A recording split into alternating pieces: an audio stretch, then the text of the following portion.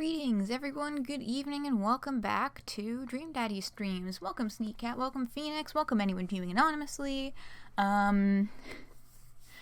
Just for your information, I know I probably look like a bit of a dick move to click that dang no thanks button on purchase or not when the little thing pops up on the screen, but I actually do own this album. I have paid my dues. It's just that I purchased it in 2016? I think it was 2016 on 413. They had a Bandcamp sale where they had the entire discography on sale for, I don't remember what percentage off it was, but it was like $70 something for the entire discography that was available at the time. So I bought that, but I purchased it without an account and using my old email. So now that I have an account with my new email, none of these albums are actually registered to it. I should probably take care of that someday, but like, it's pretty low on the priority list at the moment because I don't really use the Bandcamp app to listen or anything like that. Like, I have the MP3 files. Anyway, that's an aside. Welcome back to Dream Daddy. I know this is not Dream Daddy again, but as you can see, I've got a bajillion and one tweets open again. So let's take a look through these and then we'll hop right into the game. So today is the 4-year birthday of Undertale. Happy birthday, Undertale. What? Yeah, 4 years ago today, Undertale came out. So Toby Fox did some tweets. You get the entire Pink Floyd discography for under 70. Homestuck? Yeah, it was a shitload of music. So what the fuck am I doing? Sorry, I'm just trying to organize my... No, that's not what I wanted to do. There. Oh, what the fuck? Whatever. Anyway. So, there were some things to say, but most importantly, I'm just gonna play some music while I read through the rest of our tweets, because there are 2 songs from Deltarune track previews that he posted today. So this one's called Welcome to the City. Note, the city is extremely small. So I'm gonna play these in the background while I go over the rest of the tweets. Now stream is... I don't know. Who knows? It could be the other one. Undertale was the thing that made you realize Nice Fully Gay was the thing. Aw, that's great! Yeah, it's got that good shit. So, Toby Fox had this to say: I want to share some small things from Deltarune, but I want to do another small progress update first. The design of the actual game and the specifics of what happened are going really well. I have a lot of confidence in the game that is currently written in my notes. At least, I think people that enjoy the things that I make will enjoy it. That's all I'm ever aiming for. There are other aspects that are facing some hurdles, but they'll definitely get overcome. Trust me when I say that although I want to take my time making an excellent game, I also want to get the game in people's hands as quickly as possible. Seriously. So that is our Deltarune update for now. We do also have the amazing music we're currently listening to.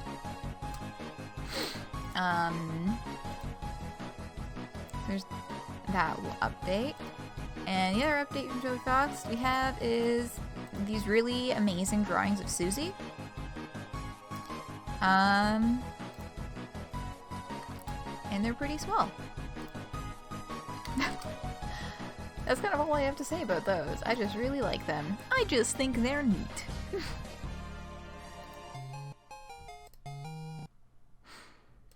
Yeah. And I have 3 Homestuck Pesterquesty things to talk about. And for those, we'll listen to Lost Girl, Noelle. So whoops, I scrolled down too far. So, I said this was Noelle's theme, but it's actually the kind of song that gets used repeatedly all over the game, even when she's not around. And so this is a brand new image of Noelle, that I saw some theorizing in a Discord server I'm in. They were saying it looks like a white mage kind of outfit.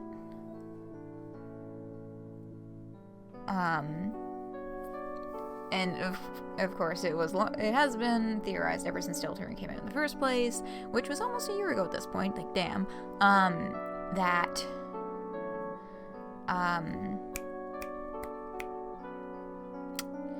Noelle would eventually be a party member because it looked like there was space for one more person in the party. And I mean, yeah, Noelle is one of the only characters who has that in the chat, in the dialogue box, has that little face icon, like unique face icon rather than just text. So this is just kind of confirmation of things that were already really highly suspected, that Noelle is indeed going to be getting in on that action somehow. And there's one last song. Boop. We scroll down here. Of course, that's not the only version of that song. Lots and lots of things happen. I just hope you can be friends with everyone someday. Which is ominous and I love it. But we can see there's 3 Susie and Ralse and Noelle in this one. So I'm assuming this is containing motifs from all 3 of their themes, which we haven't heard all of them yet. See, there's the difference there, right? Good shit. Okay, anyway, Pesterquest news. We'll let that keep playing while we do Pesterquest news. A few people have asked, but yes, I'm also writing Aradia. For Dave, Andrew approached me and basically told me to do it. For Aradia, I cried until they agreed to let me write it. So James Roach is also writing Aradia's route, which is very exciting, because James Roach is a notorious Aradia lover. We'll just be like, Aradia's the only character in Homestuck. So I'm really excited that it seems like they've really got people who fucking love the character as the person who's writing that route, right? And then links in the fucking chat. Why is my thing not fucking connecting? Sorry, my phone, the Twitch app is not connecting properly to chat. Her being gay, it's Susie. True. Aradia. Yeah, boy. This, like, I don't know why it didn't quite hit me until this tweet, but it made me truly internalize and realize, like, we're getting troll routes. I'm gonna get to, like, hang out with Aradia. Like, she's gonna have dialogue in, like, a whole route that's just about her. Oh my god.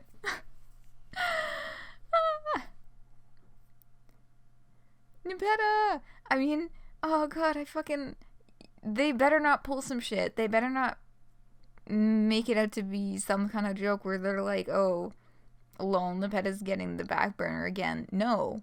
Give us the fucking Nepeta content. Now.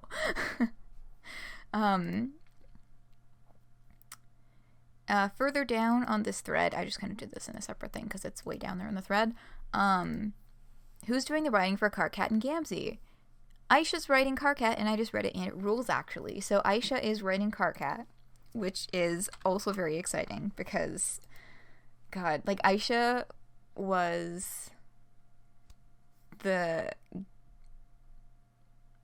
what's it called?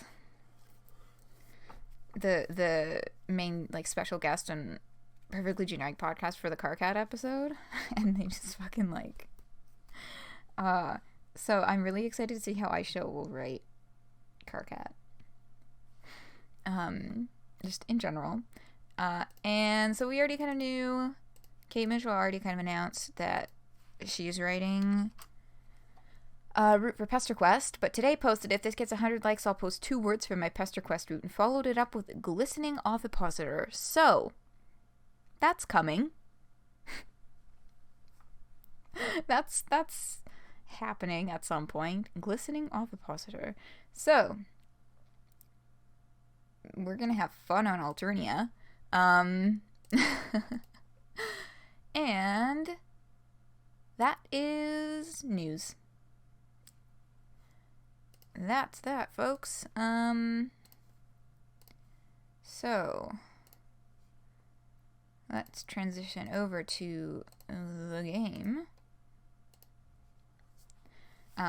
So it launched us. It didn't give us an option this time. Usually you'll get like the bubble that pops up on the side, and I think you can kind of choose whether or not you want to take that option or just hop right into the next date.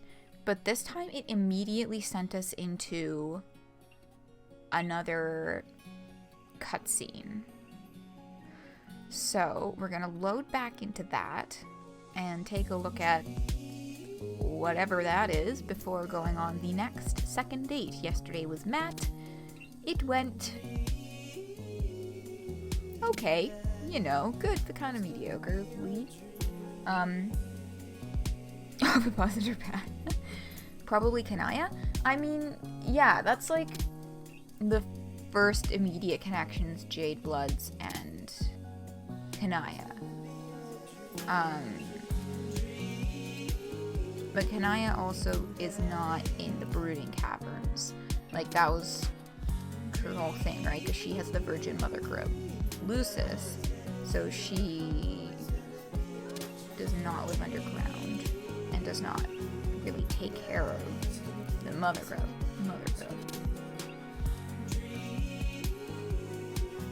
So, because I would not be surprised if that's a red herring. If the term glistening ovipositor is a red herring that's supposed to make us all think that it's going to be Kanaya, and then it ends up being like Vriska, which I would 130% not be surprised at all if Kate Mitchell is writing Vriska.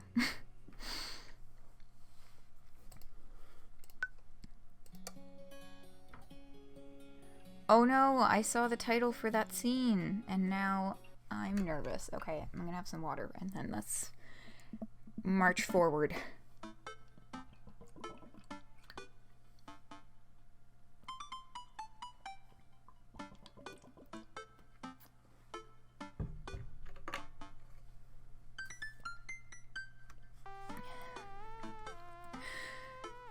Well, it's been a long day.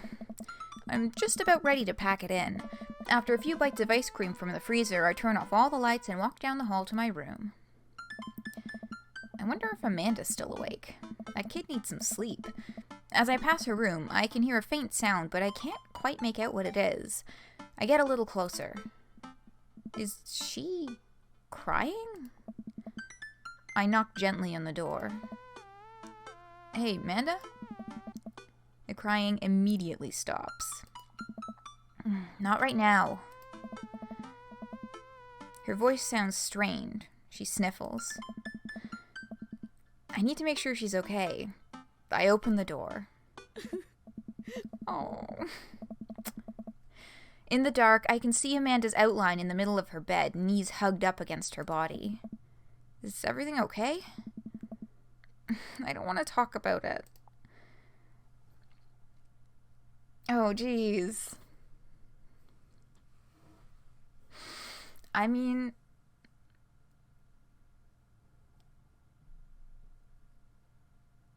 I'm inclined to say, yeah, who did this? Who's responsible for this? Yeah, you're neutral on this one. Okay. Phoenix, you got an opinion? I'm leaning towards asking, hey, did something happen? Just because that's, I don't know, that's my instinctual reaction. Anyone else have thoughts, opinions? You're gonna be whoever did that with a stick. Oh yeah. I am with you.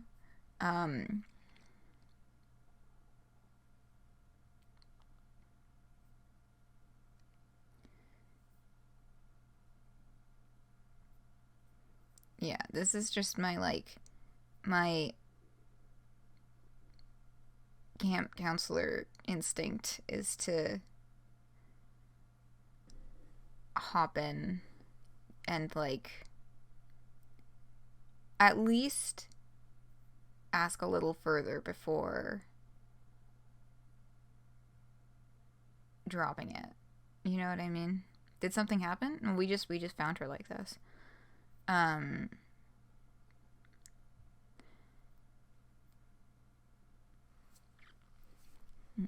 Did something happen? No! Nothing happened! Go away!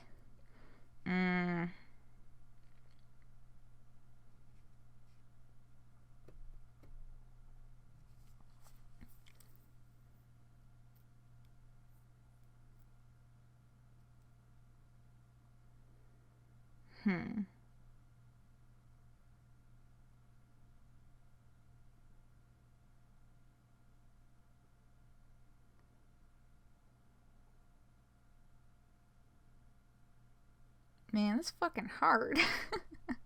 I feel like I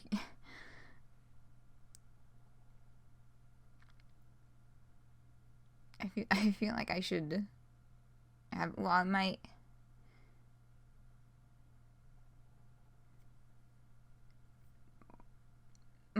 gut response would, in this situation, like, if I'm picturing myself with a camper, for example, my gut response would not to be insisting that something happened, but it would also absolutely not be to just leave them alone. Like, my gut response would be leaning more towards, okay, we don't have to talk about it right now if you don't want to, but is there anything that I can get for you? Is there anything that you normally use that makes you feel a little better? Is there anything you think you need right now? Rather than being like, something must have happened, you have to tell me now. And it's like, whoa, let's wait until the storm has passed a little more before trying to grapple whatever the situation is, you know? But I guess, I don't know.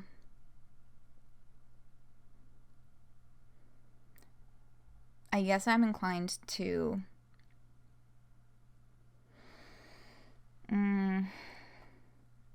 I guess I would be inclined to take the first option rather than just leave.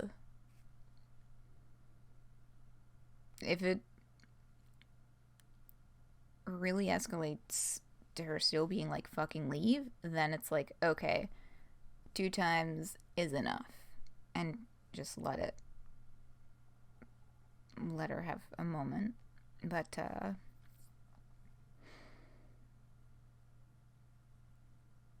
yeah. God, handling this type of stuff is, like, honestly, like the most stressful part of that job. It's just being like, okay, please let this be what you need in this moment. Oh my god, I'm too nervous to even click the fucking button. God. Okay, fuck it. Going. Amanda. Ugh, get out! Okay. Okay. I quickly leave her room and shut the door behind me. Once the door closes, I can hear her crying again. Wow. What has her so upset? She seemed fine earlier. She's usually so open with me. Did I do something wrong? Is she mad at me? I guess if she wasn't before, she definitely is now. I can't even remember the last time she snapped at me like that. I have a hard time falling asleep, but when I finally do, I'm still thinking about Amanda. After a long night of very little sleep, I roll out of bed and make myself a pot of coffee. Amanda should be up for school soon, and maybe she'll be willing to talk about whatever is bothering her. About 10 minutes before she's supposed to leave, Amanda comes out of her room and makes a beeline for the freezer. Morning, Amanda. Morning. She drops a frozen waffle into the toaster and slams the freezer door. She won't look at me. Yikes. So, anything big going on at school today? No. Okay. You need a ride to school? No. Want some coffee? Amanda pulls the toaster lever up and takes her still freezer-burned waffle out before it's finished cooking. I have to go. Amanda picks up her bag and storms out. Oh, okay. I haven't seen her act like this in a long time. It's usually short-lived, but it always hurts. Hopefully this blows over and things are back to normal soon. I sit back at the kitchen table and look at a picture of Amanda and I hanging on the wall. In it, I'm teaching her to ride a bike. Her face is a mixture of excitement and pure, unadulterated fear. I remember how determined she was. Every time she would fall off and scrape her knee, she would get up and try it again. Finally, I had to stop her because she was bleeding everywhere. Then she started to cry because she didn't think she needed bandages and wanted to keep trying. As I put the bike away, she just stood in the middle of the street and screamed. And then I took her for ice cream, and it was like nothing even happened. After giving it a bit of thought, I decide that if I force her to talk about it, I'm only going to make things worse. But I have an idea. I start rummaging around for ingredients. Oh yeah, I just saw the yikes in chat. Yeah. No, there's definitely a certain point at which it's time to back away. Yeah, just have some water.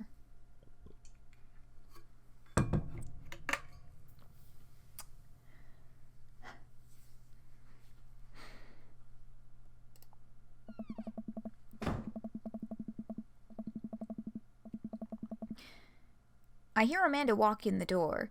Instead of heading for the kitchen like she usually does, she makes a beeline to her room. She's clearly trying to avoid me. Hey, Pumpkin? What? Can you come here for a sec? There's a moment of silence. Yeah. I wanted to say sorry about last night. Good parenting choice. Apologizing. I'm just worried about you, kiddo. I get scared when I know something's wrong, and I get even more scared when I feel like I can't do anything about it. Dad, So just whatever it is, and you don't have to tell me if you don't want to, but whatever it is, just know that you have a dad in your corner who wants you to be happy. God, the A plus fucking parenting.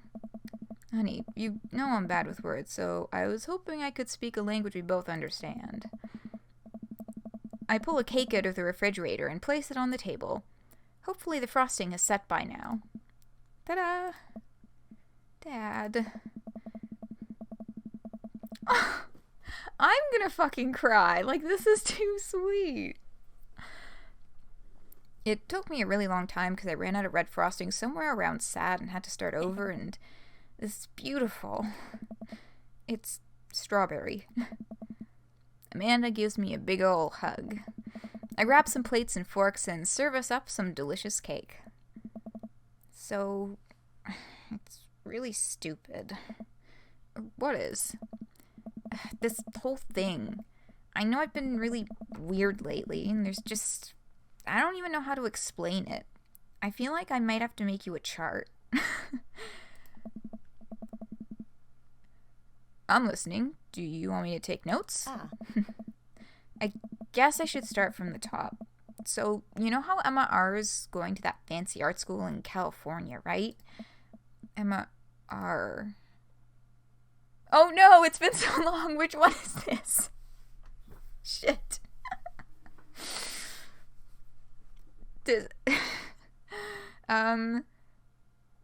Shit. Sneak Cat. I think you were here for the first Dream Daddy stream, right? Do you remember who this was? Emma R. Which one is Emma R? Fuck. I'm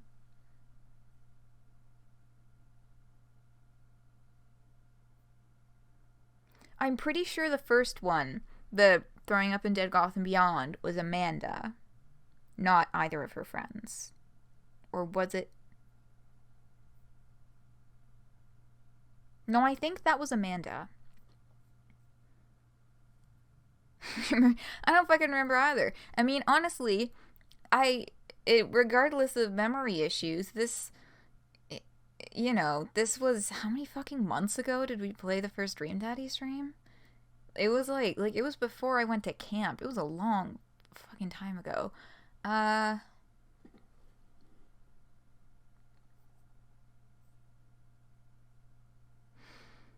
The best friend? Yeah, fuck it. I'm gonna that one, because I'm pretty sure this first one is Amanda. Yeah. Best friend? You got it! Wow, proud of you. Fuck yeah. Anyways, ever since she got the acceptance letter, I've been feeling like she's drifting away, you know? And she's been spending a lot more time with Grace and Emma P.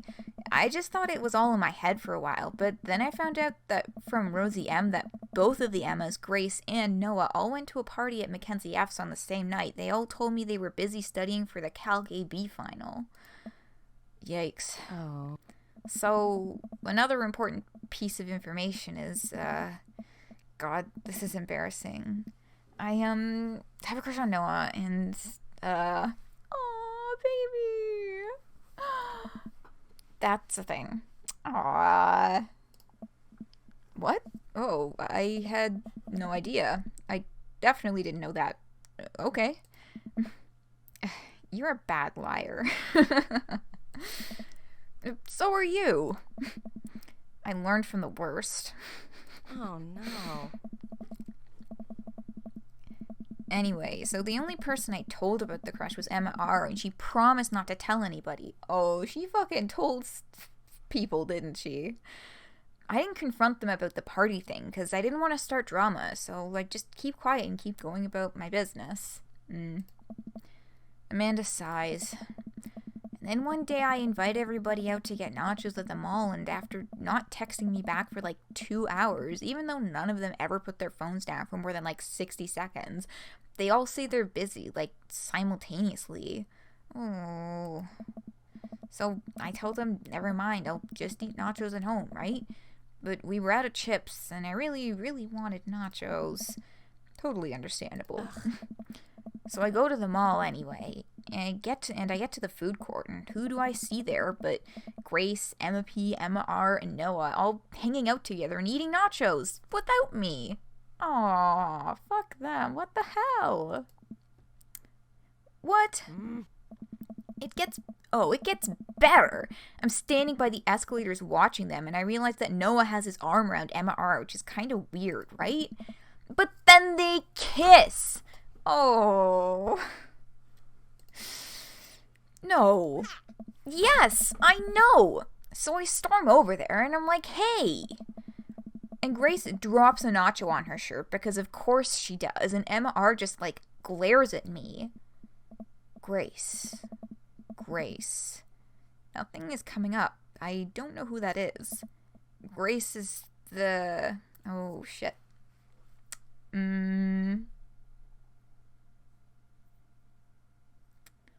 Fuck. I know that we are supposed to know who this is.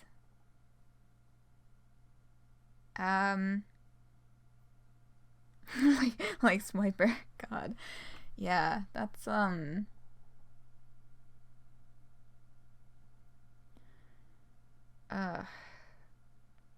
which one is Grace?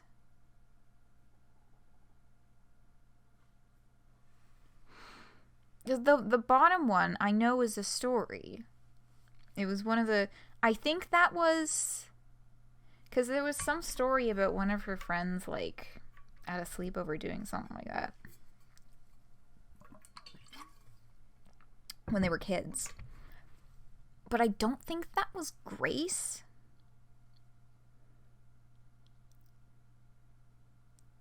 I'm levitating towards the gossipy one. You're down with middle option 2? Yeah, let's go gossipy one. The gossipy one?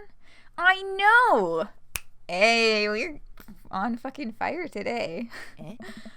Grace is the one nobody really likes. Or, I guess that's me now. But anyway, nobody will say anything, and I'm just like, you guys suck.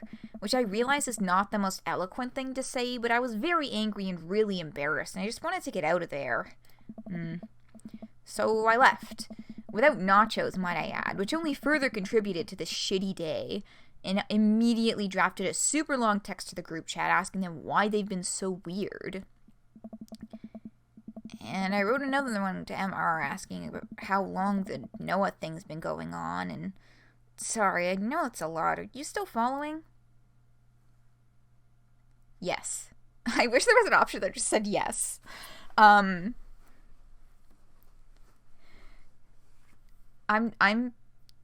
thinking, light falls upon the answers. I'm thinking the top one, because, like, I don't know about y'all, but, like, I'm following, right? So, like, okay, recap. Basically, her friends all started acting weird and excluding her from stuff. And she told MR about her crush on Noah and nobody else, and now she finds out that they all went to the mall for nachos without her, even though they all told her they were busy, and they went out to and then when she wanted to go out to nachos with them, and then she sees that MR looks like with Noah, and so she's feeling betrayed, so she asks them why they're acting weird, and Emma, the fuck is up with Noah? Bam. What did MR say?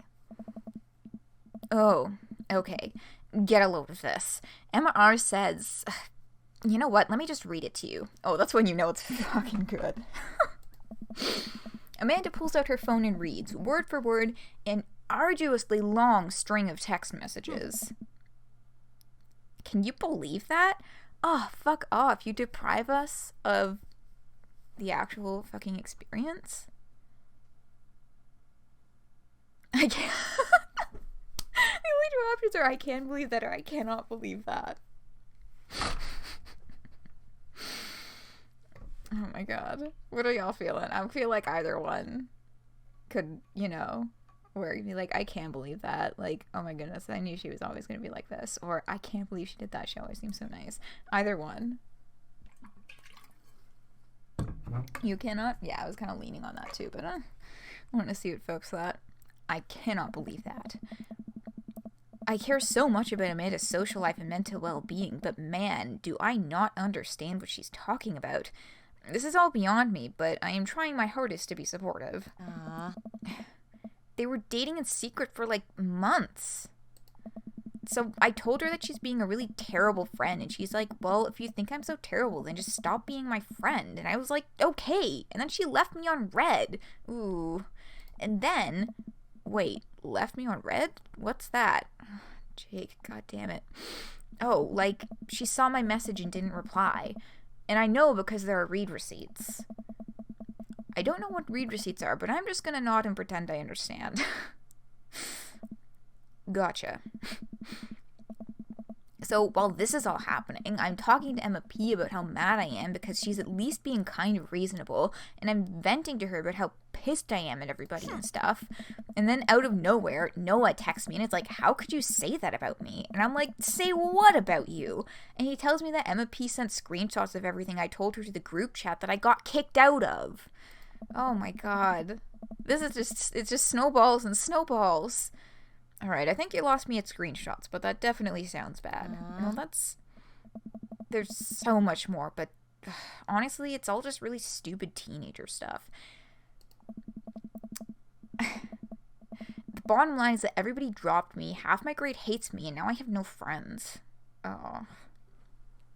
I mean, like, well, here's the thing about calling any of that, like, stupid teenager stuff or whatever.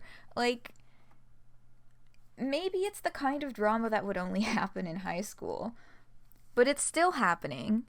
It's still real emotions, you know, it's still experiences that you're having and that you're having a lot of feelings about, and it's okay to like acknowledge that and take it seriously, because that's what's happening in your life right now. Like, yeah, it just peeves me a little bit when folks are like, you know, blow off the experiences of children and youth just because, you know, it's, oh well, that's just now, like, this won't even matter in years, da da da da da. But like, it's still happening now. It's still making real feelings happen right now. You know, and it's not fair to them to not take their emotions seriously. Dirk, Jane, Roxy, and Jake, it's my job to decide who's who. Oh god. Romance when you're young probably won't last that long, but there's no reason to say it isn't real. And other stuff too. Exactly. Like, there's no, you know, I mean, like, now that I am in my early 20s, I kind of understand the perspective of looking at, like, teenage romances and relationships and just rolling my eyes back into the back of my head. But I still, you know, kick myself when I catch myself doing that. Because, like, it's just kind of condescending. You know?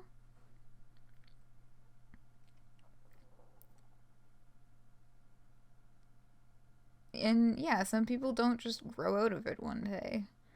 It's, you know, you gotta, yeah, or, you know, that whole, oh, it's just a phase. Well, it doesn't matter if it's just a phase.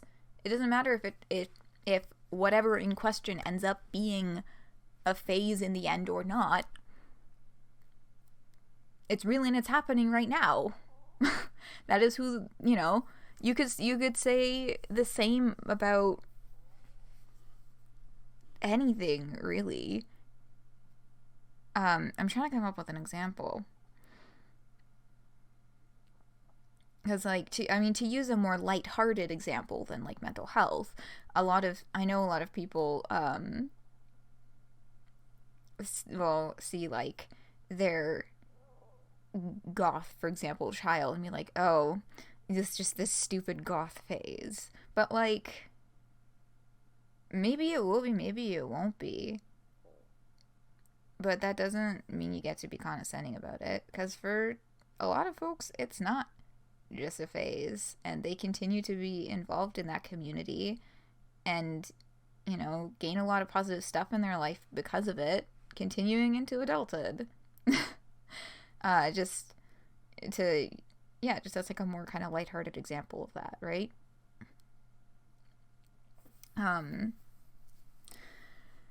But yeah. And it just kind of sucks when you see, like, a man is like, well, this is just stupid teenager stuff, like, whatever. You know, kind of internalizing that. And it's just like, well,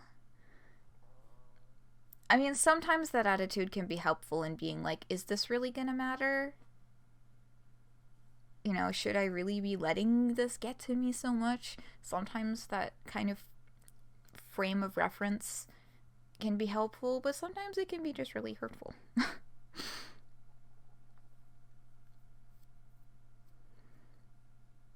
Yeah, it is often just said by, that's true, it is often said by parents who just, like, they just don't want their kids to be like that, so they just keep insisting that it's not gonna stick around. And it's like, well, um,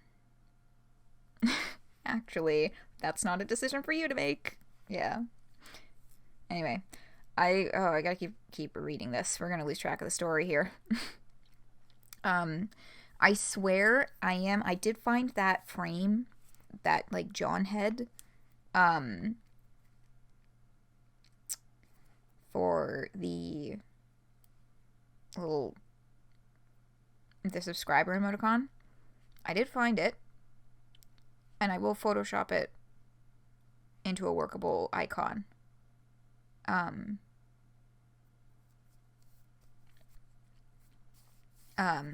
Soon. Because I know this is one of those times where I'm talking and talking and talking and talking, and we should probably keep going. But, yes. Oh my god, Phoenix. That is the difference that I was trying to describe. Precisely. There is a difference between this too shall pass and a condescending, oh, you're just confused, whatever. Mm-hmm.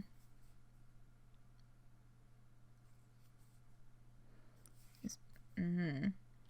Yeah, precisely. It's just like, there's a difference and there's a time and a place for this too shall pass, and there's a time for just sitting in the moment and dealing with what's happening now without worrying about whether or not this is going to matter in 10 years.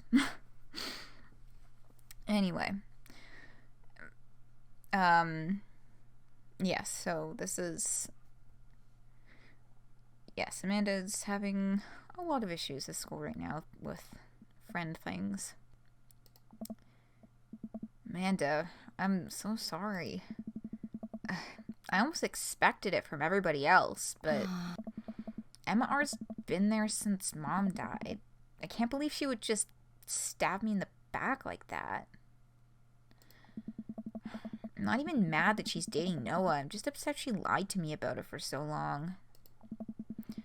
Amanda stabs at the remnants of her cake. Okay, I take it back. I'm kinda mad she's dating Noah.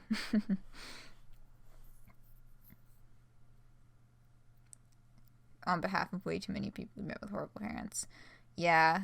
No, I definitely feel that too. There's, like, definitely a few friends I can think of where I just want to, like, take their parents and, like, put them in a quarantine for the rest of their living days and be like, you're not allowed to interact with human beings anymore, especially not your children. I know. He's a good person. You're grateful for that. Yeah. Yeah, my parents are really, really great folks, and I'm also very grateful for that. That they're pretty supportive. Even when they're not so sure, like with all of my piercings. I know my mom still hates them, but she has, like, kind of tried to convince me not to get them, and she has expressed her distress, but, like, after I get them, she just kind of accepts that they are there and they're happening. She doesn't, like, harass me about it or anything. That's an example. Yeah, like, I know, I was surprised to find out a few months ago that the lip piercing that I've had for over a year, I thought that she just kind of, like, got used to it or got over it. She still doesn't like it. I had no clue because she just wasn't expressing that. But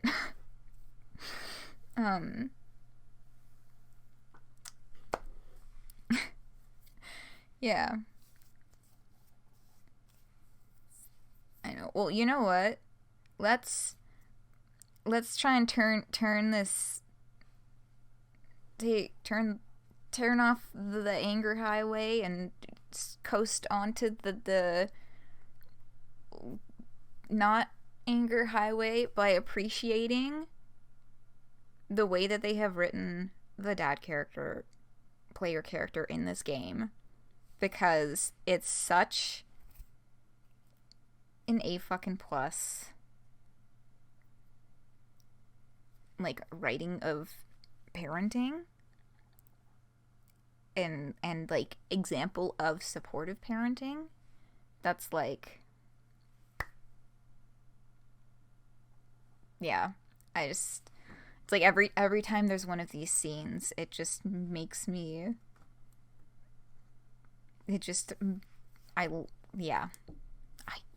words?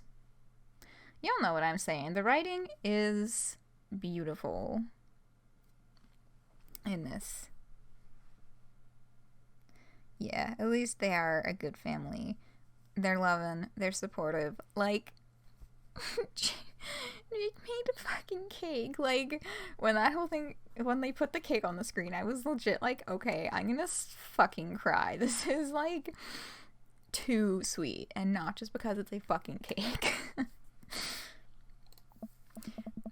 Like, what did I do wrong? Why did everyone just suddenly decide I'm not cool anymore? Why wasn't I enough? I don't understand. As mad as I am at everybody, like, I miss them, Dad. Amanda looks so dejected, I almost can't take it. What could I possibly say to help? Anyways, that's it. That's the whole sordid tale. Thanks for listening. Tune in next week for more hot gossip. Wow. I know it's pretty dumb. It's not dumb. I'm not even giving y'all an option on this one. Okay? How you are feeling on it is not dumb. Just because these are teen high school drama things doesn't mean it's dumb. Also, these kinds of social situations are not isolated to high school. Frankly, this shit just could happen in any social circle. It's not dumb. No, it's a stupid thing to be upset over. Amanda, your feelings are real. Don't be mad at yourself for having feelings. I guess. Unless you've secretly been a robot who's been approximating human feelings this whole time. Dad, if I was a robot, I would have transformed into a monster truck a long, long time ago.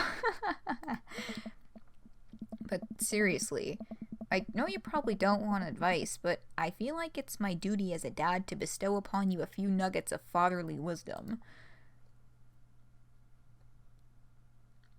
Okay, so now we have to, oh god, now we have to pick which advice. So, high school sucks is not good advice.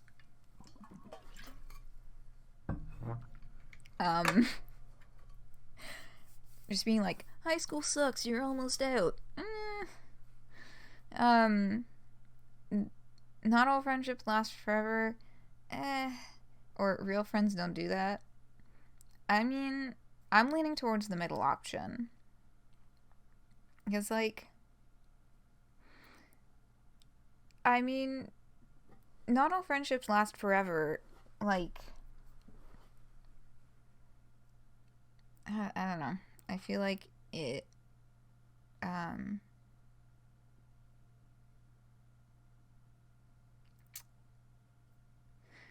don't know. I don't feel like it would be helpful in this circumstance. But then real friends don't do that also is kind of like, I don't know. I feel like this is the kind of situation where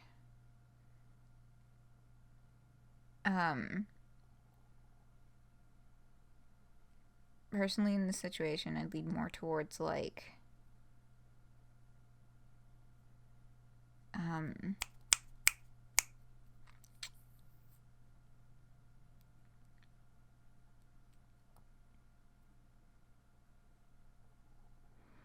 just emotional support rather than like giving advice at all. You know what I mean?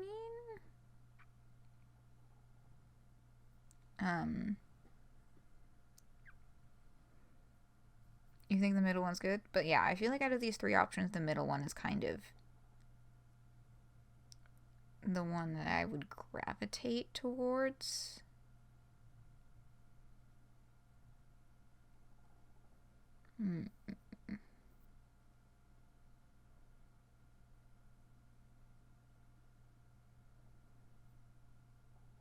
Yeah, high school is like, I mean, when I say that I miss high school, what I actually mean is that I miss having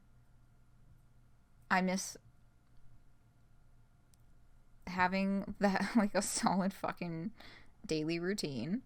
And I miss having a common ground to actually see my friends every day.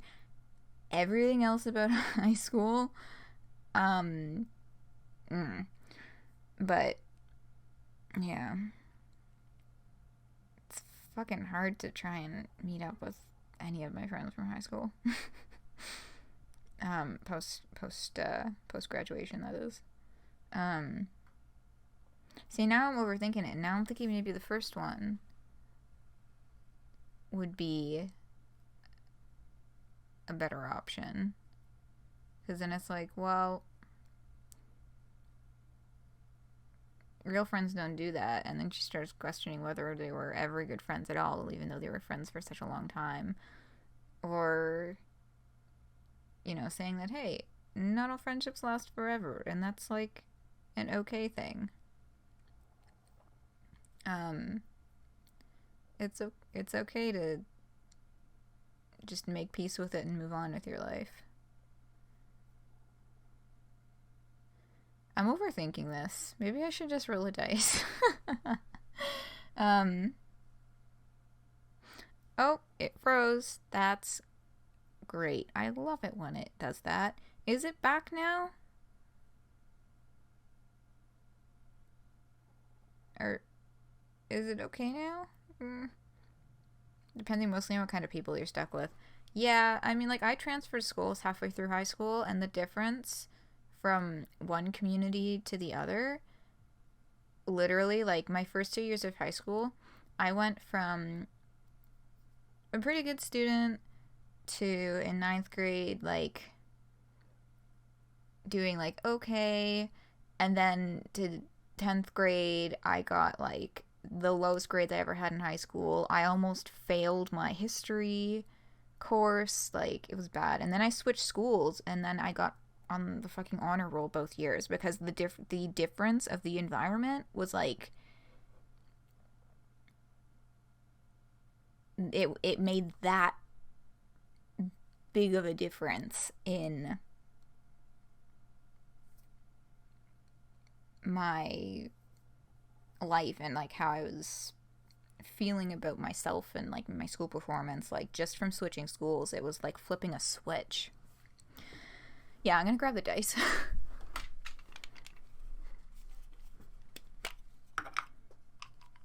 Okay. Odd numbers first option, even numbers second option. Oh, it fell off the desk again. Okay, let me try again. Oh, it got caught in a weird crevice. Okay, that's a 6. That's an even number. Oh god, no, I'm overthinking it. Okay, I just have to click.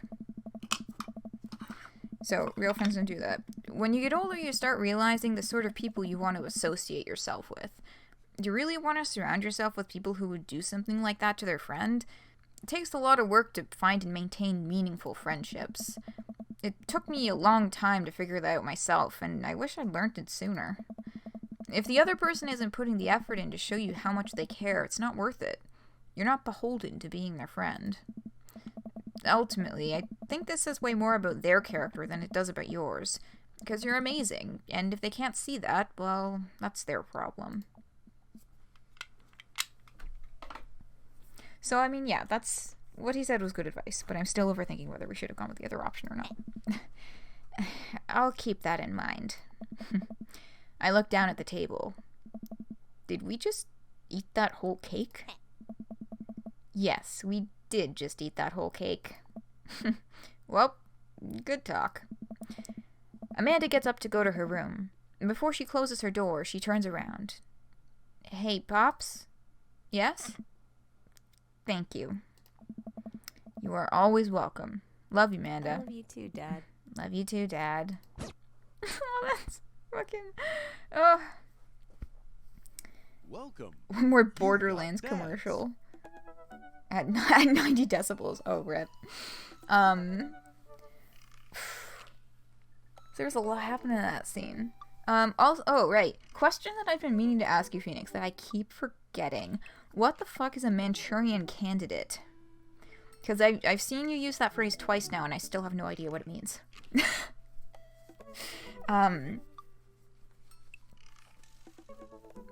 But yeah, God. So that whole emotional roller coaster just, like, tore my heart out of its chest and beat the shit out of it. Hopefully, the next date will be a little bit more lighthearted fun.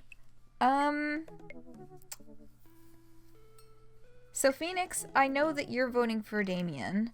Alright, Sneak Cat, you're on Craig. I'm very biased, but I know I should just roll a dice for it. It is, well, I mean, in the meantime, it is, fucking what the time is it? 12:01 precisely, and I forgot to take a break at all yesterday. So today, we're not going to make that mistake. We're going to take 5.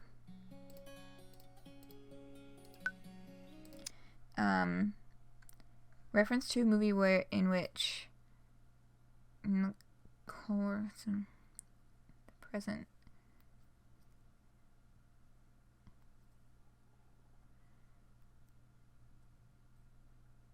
Okay, so it's like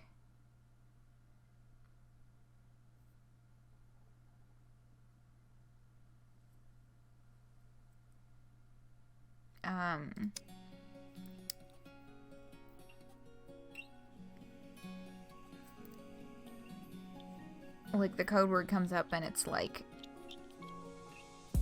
oh, this, and then like launches us off in a different conversational direction. Is that kind of the way that you were using it? Did I get it? Okay. Cool. Well, thank you for explaining. We learn something new every day. Freaky Friday in person. Yes! Oh, God. I definitely remember Freaky Friday. Okay, looks like the stream is freezing up again, so I think I should just start the fucking 5-minute break. And then,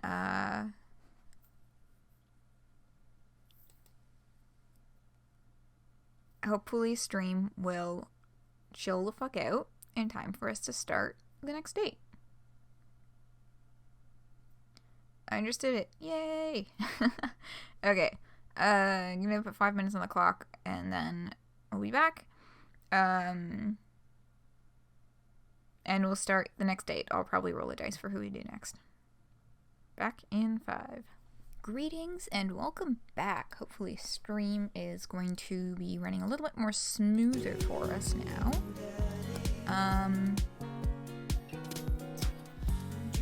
So let's get back on that dad page. Welcome. You've got dads. Alright. I've got my dice. Let's see. Let's use a different one this time. Let's spice it up. Let's use a D20.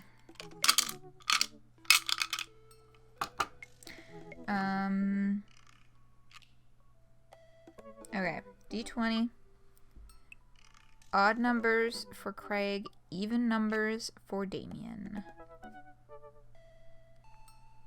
And whoop, that rolled off the table. That is a 12. Alright. The dice has spoken.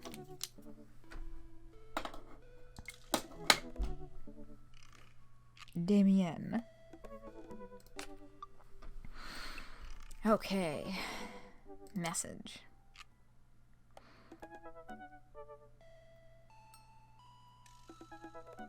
Alright.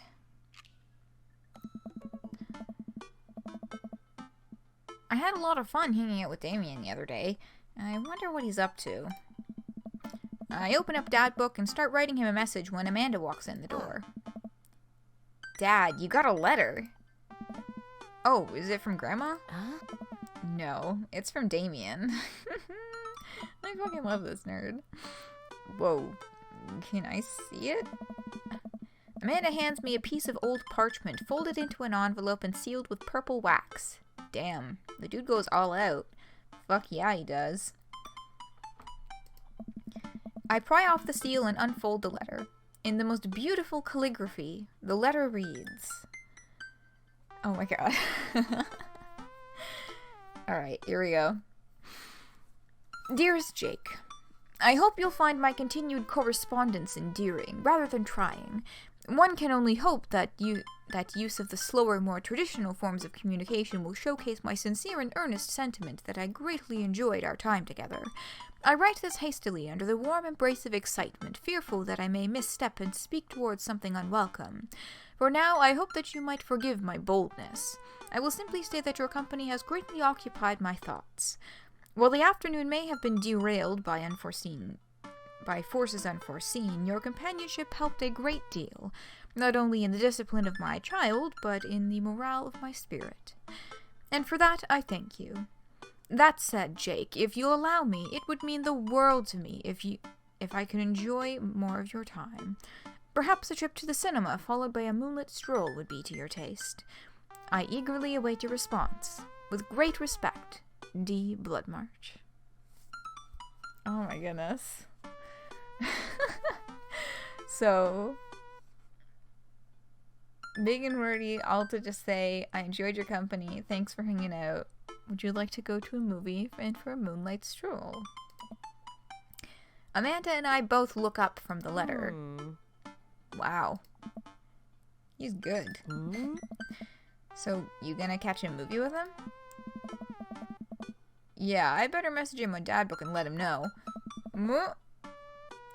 Yes, Amanda, thank you. Amanda slaps my laptop shut. Huh? You have to write him back. A real letter.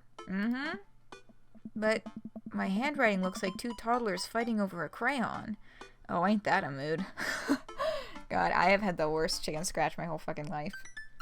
Oh my god, the worst fucking gendered ass bullshit, okay? Example number 3 bajillion was I've had multiple teachers over the course of my elementary school career specifically.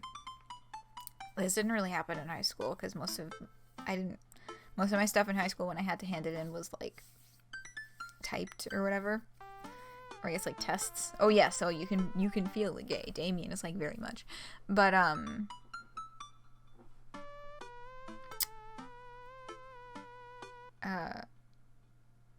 or was it who? No, I think it was Craig. I'm thinking of. Never mind. I'm confusing the brutes.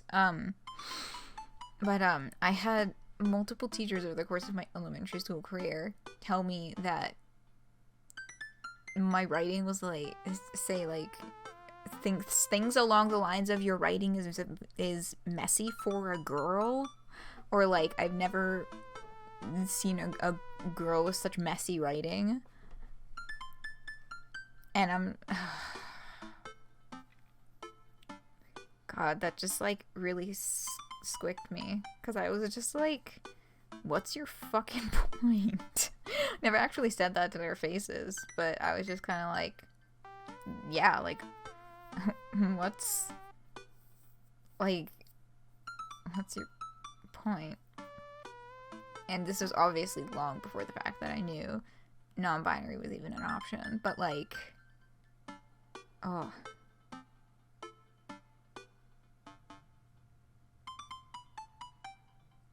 Everyone's collective bluff because no one really knows cursive. I can read cursive. My handwriting is like it typically ends up becoming either a mashup of printing in cursive, or I'll just write in like full cursive, because I write very loopy and scrawly and very fast, just generally speaking. But yeah, like, I'm fucking aware that my handwriting is messy, but you don't have to like also cake the gendered bullshit on top of it. You feel me?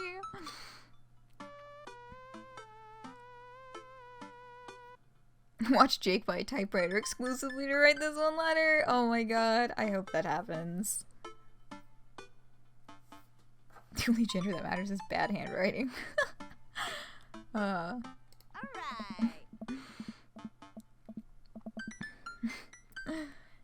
Dad, you have to. He wrote you a letter. That's so cool. Will you help me? I need to class this up. Father, I was made for this. Here's what you do. Find tickets to a show that you two will like, then enclose them in the letter. Oh, that's good. Oh, that's classy. Amanda and I hop onto my laptop and peruse showtimes. He doesn't seem like a romantic comedy kind of guy. Oh, here's one. Vampire Crusade 2? Evil never dies. I don't know, that sounds kind of stupid. Actually, it's a critically acclaimed exploration into the ennui of existence. It really turns the vampire trope on its head. Really? Nah, there's just lots of blood and vampire titties.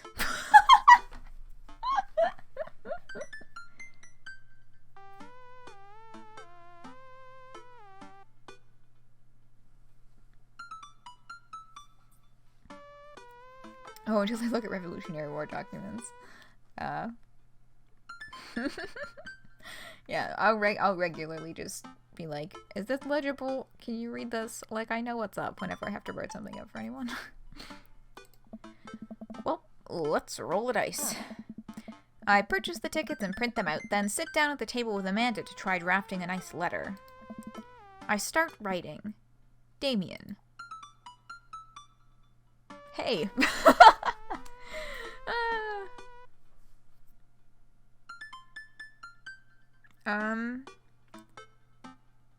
I like the first one, because not gonna lie, sometimes I actually do throw that into an email. If it's, formal correspondence with someone who I actually know well. You can't say that. She's like 17, though.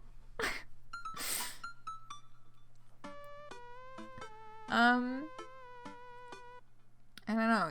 Do y'all have any leanings? I feel like hey is not the best way to start this off.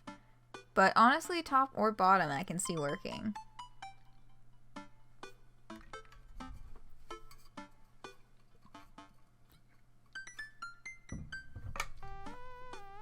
You're feeling the first one?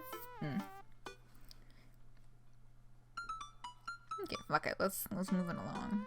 I do hope that this letter finds you in good health. Good one. What's next? Okay. Hey, remember when your son tried to ask if I wanted a lot of that kid?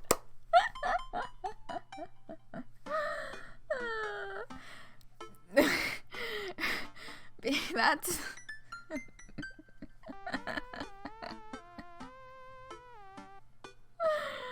Oh god. The first one is not the way to go.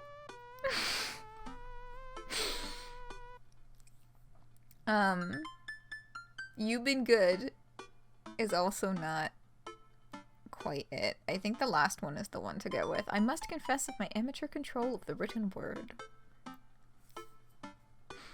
I mean, any opinions? Thoughts and opinions on this one? Yeah, I just, like, God, I read the first one, like, I couldn't stop fucking laughing. I was like, I just picturing in my head someone opening a fucking conversation.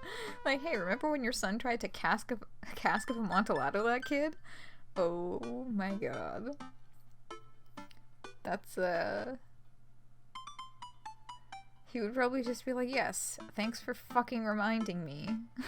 That's exactly what I wanted to be thinking about right now.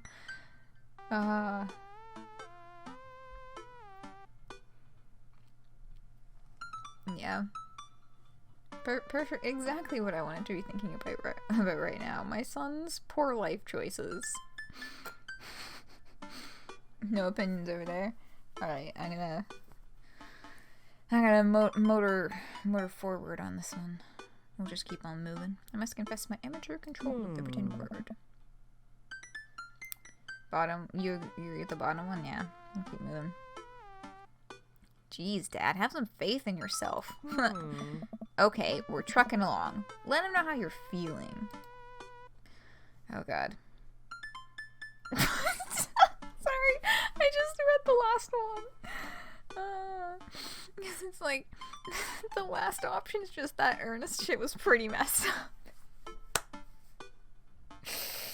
Not the way to go with this fucking letter, although I am incredibly curious as to what happens if you go on this date and you choose all of the most piss poor options, but we're only doing this once, so we gotta do it right. Okay.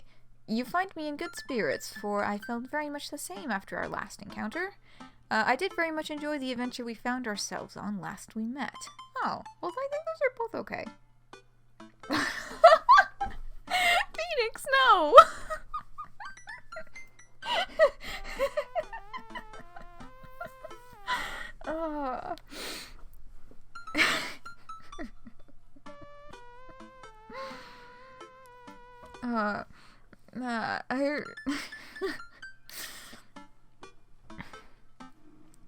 I don't wanna... I feel like we're doing really well, and I'd like to keep that going.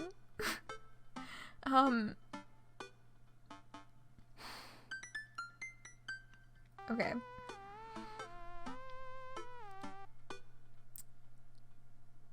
So, I'm not gonna click the fucking bottom one, okay? You know, I'm usually pretty lax on the reins, but I'm not clicking the bottom one. It's not happening.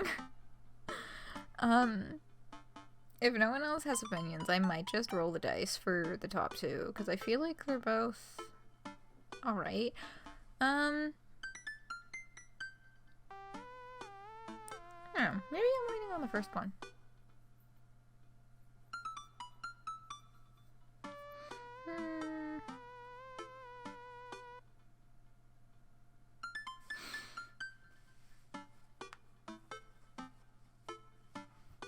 Fuck it. Let's go with the first one, because we're gonna keep chugging along. I'm just really trying not to go overtime on this one because I have class tomorrow and I still have to read 30 textbook pages. Woo! I mean, it's a review. It's about psychotherapy and psychoanalysis and like psychodynamic approach, that kind of thing. I learned that shit a bunch of times by now, but I just don't want to be clueless for this class tomorrow. I should have read this a long time ago. I've made a lot of mistakes. I think this was a very big mistake to leave this till last minute. But you know, it's happening. So I'm just gonna, you know, read 30 textbook pages, just cram them into my head before I go to sleep tonight, and then hope it sticks. Anyway, you find me in good spirits, for I felt very much the same after our last encounter. Nice. Ask him to hang out already. True art takes time, Amanda. Every time you try to be more, it's more labyrinthian.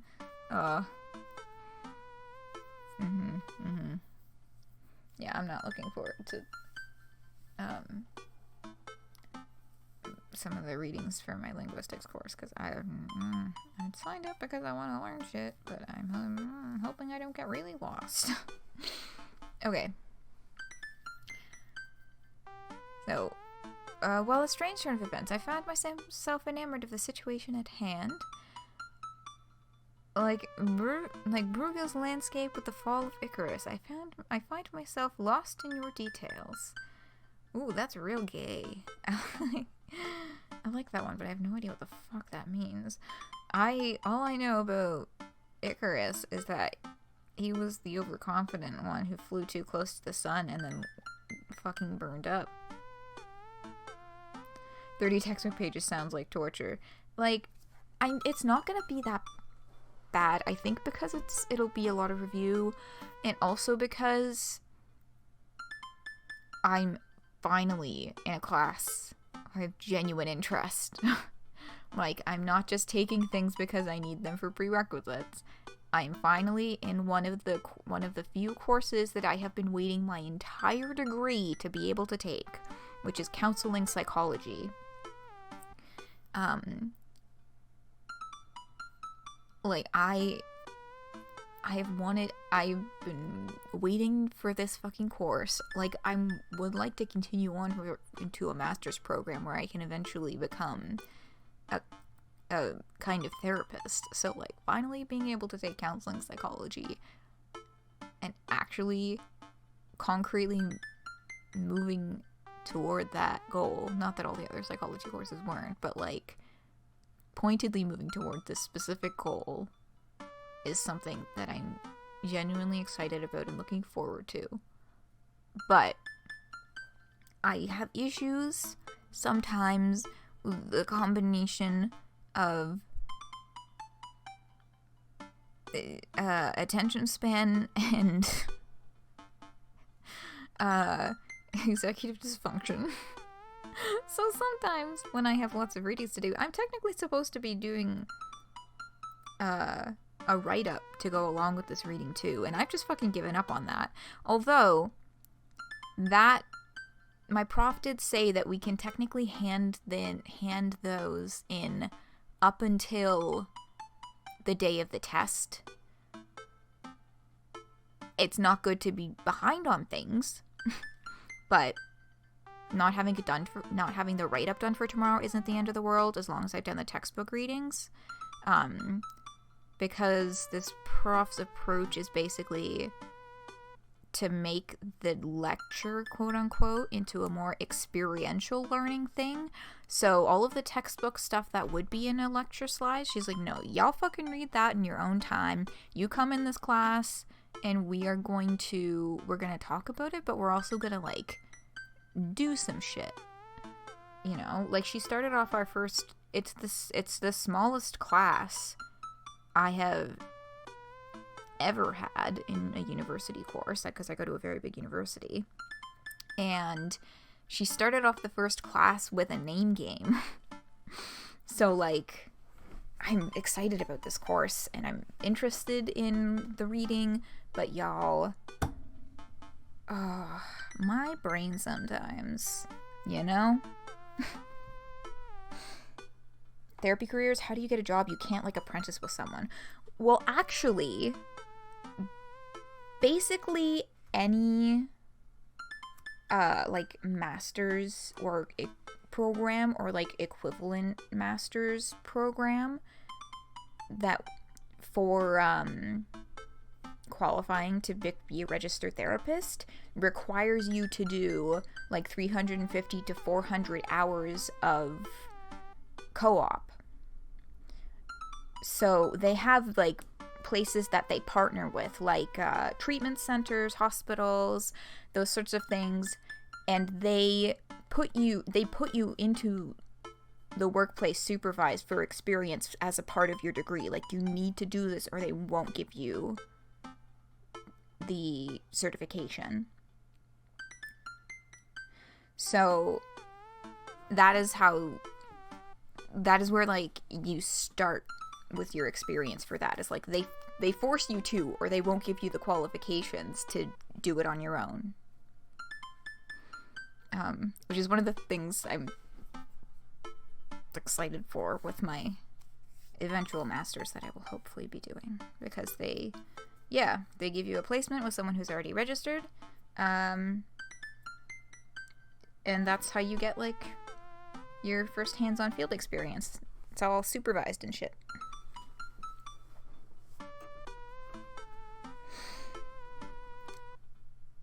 Weird for patient confidentiality? Well, I mean, when like, you are expected to have you have the same expectations of confidentiality as all of the other professionals in that workspace. And there's also and I mean, this is all coming from just, like, my own research. Like, this is obviously, I'm still in my bachelor's right now, so I haven't actually participated in this particular program, but, like, I believe how it's done is that, like, you still have the same confidentiality expectations for the people that you do work with, and then there's certain levels of confidential information that you as a student are just not allowed to access either, like, at all. I think that's how it works.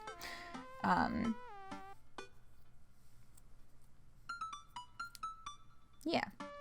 And I mean, like, the grade, so to speak, for getting your degree comes from, like, I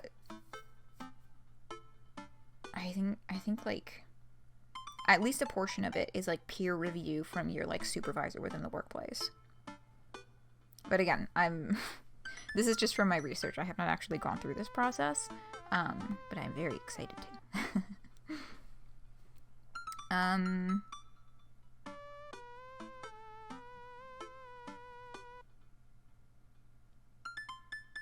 How are y'all feeling about this story? I just, like, got super distracted by all of this. Like, away from the things at hand, and I just started babbling. Which one of these are y'all feeling? Like, should we ham it up?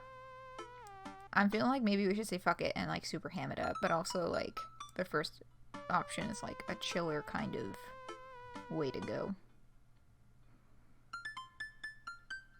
Maybe I'll just roll the dice. Damn it, I keep putting my dice back up on the shelf and then having to reach up for them again.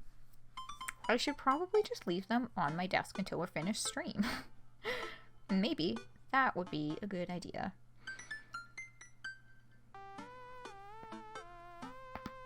Oh. I really hope the mic didn't pick that up. I just cracked my neck. It was kind of loud. Too tired to think.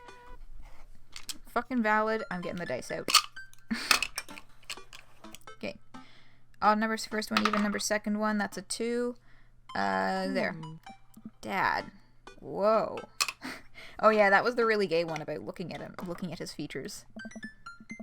I saw it on TV. I am not an actually intelligent person. God fucking. Bring it home, Pops. Okay, let me take you out. I got 2 tickets to the movies. I would very much enjoy your company, accompanying me to the cinema. It would bring me great pleasure to escort you to the cinema.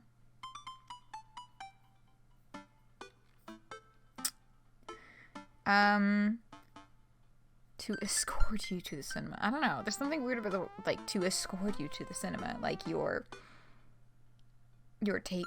just, like, taking him there, but not as, like, a date. Just like, I am going with you. I don't know how words work.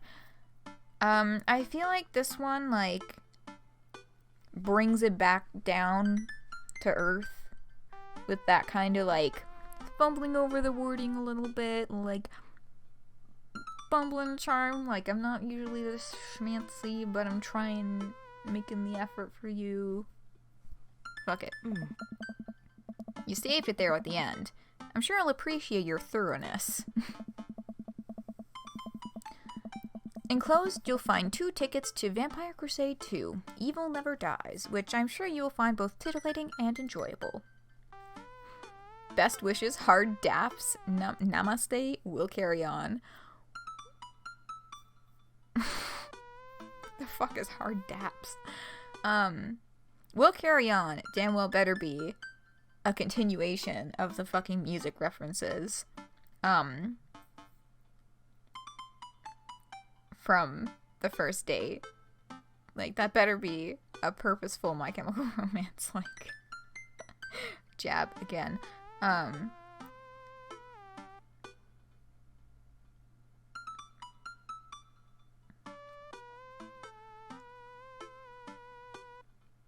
Two? Oh. Is stream lagging? Are you saying we should say hard daps? I don't even know what... God, I'm not hip with the lingo. Best wishes. Let's motor this along, because it's like 12:30 and we haven't even started the actual fucking day yet. And then I sign my name. My full name. Fancier that way. Jake English. Remembering that we named him Jake English just, like, completely takes me out of the immersion of this whole situation. Is this okay? Amanda reads over my sloppy handwriting. Hey, that's actually decent. Fuck off. Damien, I do hope that this letter finds you in good health. I must confess of my amateur control of the written word, as well as my even more amateur penmanship. Your letter found me in good spirits, for I felt very much the same after our last encounter. Like Brueghel's landscape with the fall of Icarus, I find myself lost in your details. I would very much enjoy your accompanying me to the cinema. Enclosed, you'll find 2 tickets to Vampire Crusade 2, Evil Never Dies, which I'm sure you'll find both titillating and enjoyable. Best wishes, Jake English. You spelled his name wrong. Fuck. What? Nah, just trying to keep you on your toes. All you have to do is seal it and put it in his mailbox. Can I seal it with tape? Yes. That's not authentic enough. I have an idea. I'll be right back. Oh god, what's she doing? Amanda leaves the room and returns with a candle, a lighter, and a small piece of wood. You gotta have a wax seal. Candle wax is not sticky enough to do what you're trying to make it do. You were zoning out and shaking, which brought you back. Yeah. She lights the candle, which starts to burn down and form a pool of melted wax. What's that other thing? Amanda pours some of the wax onto the folded letter and expertly presses the small piece of wood into it. She lets it dry for a second and pulls the wood away, revealing... Here it is. Your sigil. Look, that's not how wax works. You can't just... I've done a lot of sculptural work with wax. And, like, candle wax is not the right type of wax for what you're trying to do, first of all. Second of all, if you just poured it onto the paper, it wouldn't, like, it's not...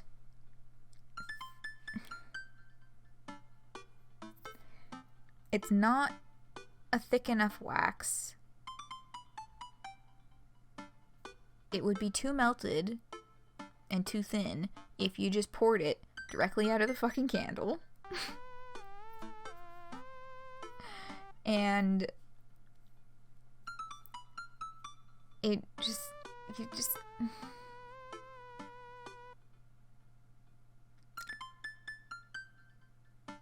I mean, hell, maybe it would work. It's not like I've actually tried to do this with candle wax before, but it strikes me as not it.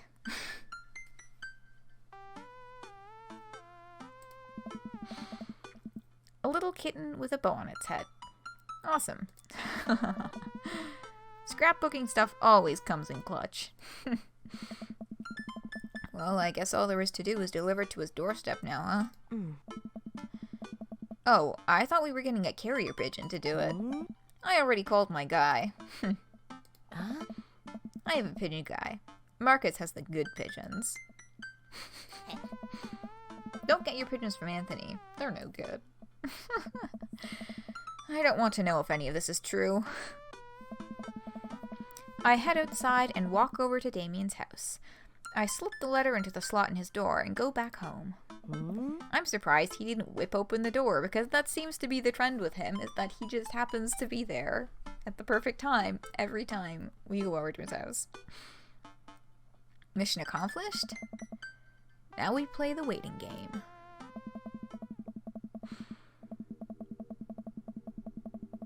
The night finally rolls around where I'm supposed to meet with Damien. The next day, he had left another beautifully crafted letter thanking me for mine and agreeing to the evening. Amanda helped me pick out a nice outfit, and I show up to the theater a little bit early. It's a chilly night, and the theater is kind of crowded, but it's still nice. How do you do? I jump at the sound of his voice and turn around to see Damien right behind me. You almost gave me a heart attack. How long were you there for? I don't know. I just walked up. My apologies for frightening you. Was that thunder? Is it gonna rain soon? I didn't hear anything.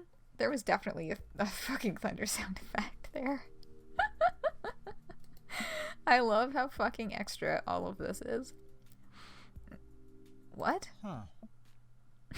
Yeah, he's just like, I don't know, man. Oh my. What? Regardless, the hour grows close. Shall we take our seats in the cinema? I must thank you again for purchasing our tickets. Oh.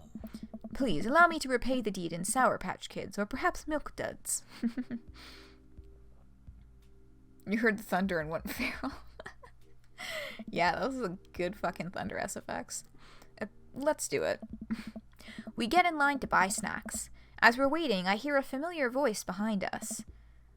Ugh, my dad's here. Oh god, is fucking Lucian in line behind us?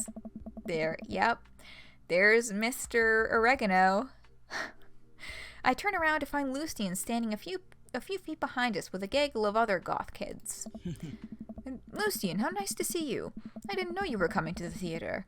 I'm glad to see you're spending some quality time with your friends. Whatever, Dad.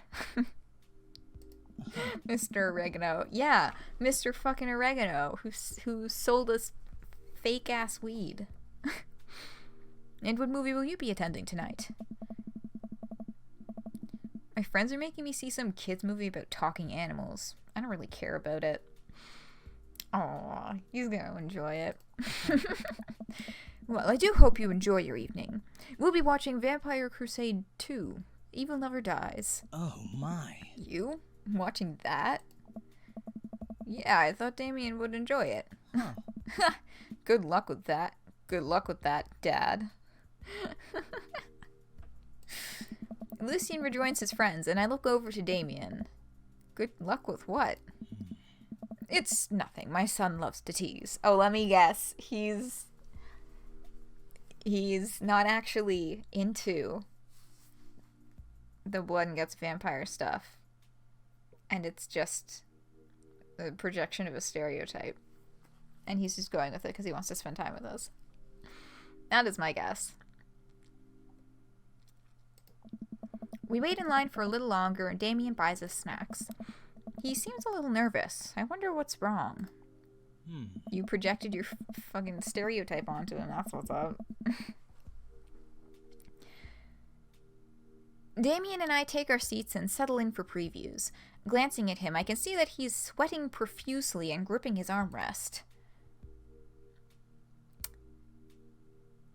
I think I would just cut straight to the chase and be like, is everything okay? What options are y'all feeling we should go with? But, yeah, I'm guessing that the vampire thing is just... I mean, it's a thing that's often associated with that whole aesthetic of the Victorian era and all that, but not always part and parcel, you know. Is everything okay? Everything is perfectly fine. Okay, so that was the good option. Huh. I'm so excited for this film. No, you're not. Oh dear. I'm a devoted patron of the arts, especially the scary arts. The scarier the art, the better. So, I guess maybe it's not the vampire thing specifically, but just scary movies in general that he's not a fan of. Do you have a favorite horror movie? Oh no. Of course I have a favorite horror movie. Mine is Halloween Town. Terrifying. Halloween Town. I know the name of it, but I can't remember anything about it. I'm not a horror movie person myself. You know, and I'm really like feeling this with Damien right now because like I've mentioned before that I am roughly goth adjacent, and the thing about participating in a lot of gothic spaces online and in person, like they'll do like goth marketplaces and stuff like that, is there's a lot of like horror movie stuff and like gore shaped things, because those are things that a lot of folks within those circles enjoy, but like I super don't. I'm really not a big fan. Makes me a bit uncomfortable. Oh, interesting. Huh. That's odd. I don't seem to remember Halloween Town being that scary. I would have expected him to bring up some sort of strange foreign horror film that I'd never heard of. Gonna get really gay or really bad. Damien's knuckles are turning white. It looks like he's about to rip the armrest off. Wait a second. Damien, are you afraid of horror movies? Oh my. That fucking sound effect. You must be joking. I love horror movies. Okay, so this is... I don't know about this one. Let's see where this goes. The lights dim for the film. Oh no! Honey, you don't have to put on a brave face. Just confess, and we can sneak into another theater. Damien screams. I apologize. I was thinking about something far scarier than this movie, which is not scary at all. We settle in as the film starts. I offer Damien some licorice, and he takes one. I take note of how much his hands are shaking. The title flashes across the screen in bloody letters. Vampire Crusade 2, Evil Never Dies. A pale man with long silver hair, glittering red eyes, and well-oiled abs sits up in a coffin. Romulus bad blood, oh god. Awaken my coven! Two more vampires slide the tops off their stone coffins onto the floor. Brother, is it time? Yes, husband, but also mortal enemy. It is... It is time. Oh my god. The three look at each other, and then to the camera. For the Vampire Crusade. Jesus fucking Christ. This rules. The trio of vampires flies off into the night as foreboding organ music plays in the distance. I somehow get lost in the movie. As dumb as it sounded, it's actually a pretty fun flick. We get to a tense moment of the movie where Romulus Trueblood sits at a truce meeting with the general of the human army, whose wife Romulus has fallen in love with. Romulus, it is good to finally meet you. General, I agree. It's good to finally blood you. What? And, okay. So that escalated quickly. Husband, but also mortal enemy. Ah, true love. Yeah, that's fucking... it's like enemies to lovers, but they never stop being enemies, I guess. Spades?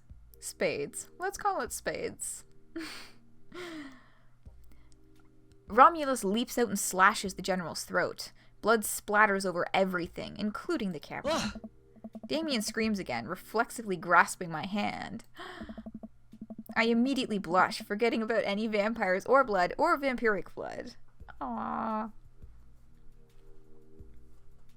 You were gonna make that joke, but you thought against it.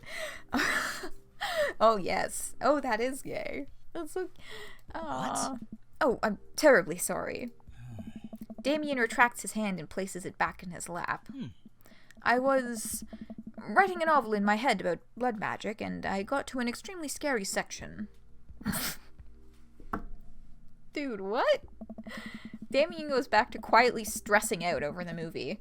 It's kind of cute that he won't admit that he's afraid of it. I wish he would hold my hand again. Oh. Maybe I could do something to try to make him feel more comfortable. I've got it. I'll do what all dads do best. Talk during the movie. Oh, great. So they're gonna piss off everybody else in the theater. Okay, tell a dad joke, point out a plot hole, or ask what's happening. Alright, interesting options. I'm leaning away from asking what's happening, just because that would make Damien concentrate on the movie more, and the idea is to distract him, right? You think dad joke? Yeah. Sure, let's do it. Tell a dad joke. Ah, that's a good one. Where does a dog go when it loses its tail? Where? To the retail store. Oh, God. I yell that last bit a little too loud for a crowded movie theater, but I can see a smile form on Damien's face. Good one, Jake. The rest of the movie goes by relatively smoothly, with only a few whimpers from Damien. Maybe he would have liked the romantic comedy better. We get to the final scene of the movie, where Romulus Bad Blood and the General's wife embrace each other in his crypt. It appears that the true vampire crusade was the vampire crusade in our hearts. Our cold, unbeating hearts. Ah. This is so fucking... This isn't even so bad it's good. It's just bad. Romulus and the general's wife begin making out. Hard. The film fades to black and the end appears on the screen. But then it hard cuts to Demetrius and his rival lover Carmela, who watch the two from afar. Oh no! Twist ending! Our bloodline has been pure for 1,000 years. Romulus has betrayed us by loving a human woman. It will only be a short time before the next Vampire Crusade 3, Evil Must Die Again. More thunder, more ominous organs. The movie fades out again, and a bloody question mark now accompanies the end. Damien and I walk out of the movie theater amidst throngs of chattering moviegoers. He's a little more pale than I remember, but otherwise he survived the encounter. He seems kind of invigorated. What an interesting film. While the premise admittedly struck me as pedestrian, I was intrigued by its harrowing love story and great attention to detail in regards to vampiric lore. Yeah, it was pretty good. A lot more vampire titties than I thought there would be. Come, the night is young. Let's take a stroll. Damien is making a point of not telling me where he's taking me. Still, I'm enjoying the walk and the cool night air. Being alone here with Damien is a lot better than being in a crowded theater. A lovely night, isn't it? As lovely as the company, yes. He thinks I'm lovely. Damn. Okay, here comes the smooth response. 3 one-word responses. Thanks, cool, or okay. All of these are awful. Although I guess, I don't know.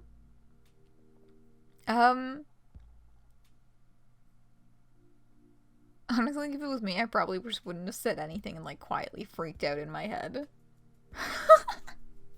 I know. I fucking love this. Falling fast. Yeah, Damien... Well, the thing is that Damien is a romantic soul, so to speak. So, all of his kind of roots and interactions have had just that little bit more ramped up romancy aspect that hasn't been quite the same with the other dads, but I think that's just because he is he. I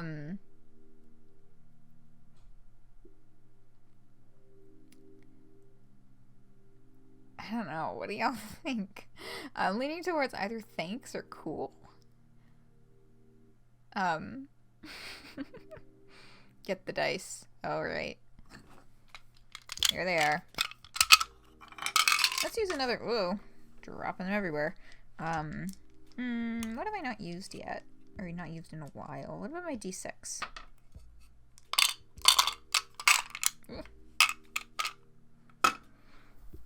Okay.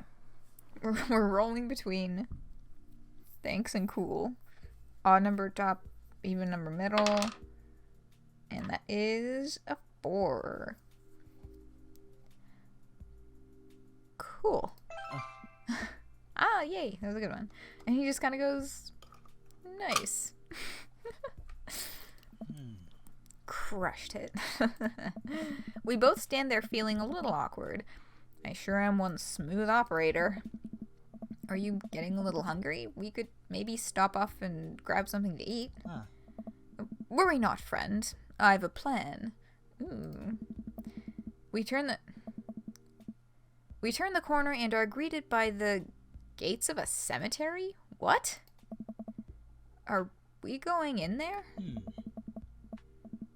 A little bit of Victorian flavor, Jake. Trust me. Okay. Let's see where this goes.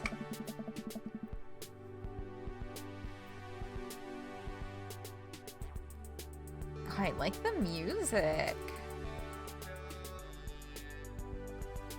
I'm a bit nervous, but Damien hasn't led me wrong yet. I follow his lead and we walk into the cemetery.